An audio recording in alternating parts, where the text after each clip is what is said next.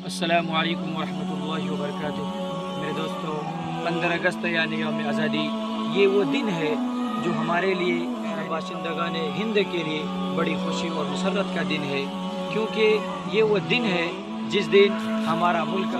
آزاد ہوا تھا، اور اس کے پیچھے علماء کرام کی کیا قربانیاں ہیں ہمیں پڑھنے کی ضرورت ہے۔ آج فرقہ پرست طاقتیں وہ یہ کہتی ہے کہ اس ملک کو آزاد کرانے کے لیے مسلمانوں کا کیا حق ہے۔ میرے دوستو، یہ بات بالکل کہی جا سکتی ہے کہ اگر اس ملک کو آزاد کرانے کے علماء کرام اگر شریک نہ ہوتے، وہ حصہ نہ لیتے، شاید آج تک یہ ملک کبھی آزاد نہیں ہو۔ دوستو، ضرورت ہے ایسے موقع سے جہاں ہم ایک طرف اپنی وطن کی محبت آزادی کا اظہار کریں، دوسری طرف ہمیں ضرورت ہے کہ ہمیں اپنے ان علماء کرام کی تاریخ کو، قربانیوں کو پڑھنا چاہیے، تاکہ ہمیں ان سے عقیدت ہو اور ان سے حوصلہ اور ہمت ملے۔ اسی پر کسی شاعر نے کیا خوب کہا ہے،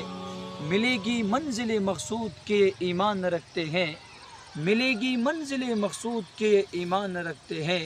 ہم اپنی رہنمائی کے لیے قرآن رکھتے ہیں،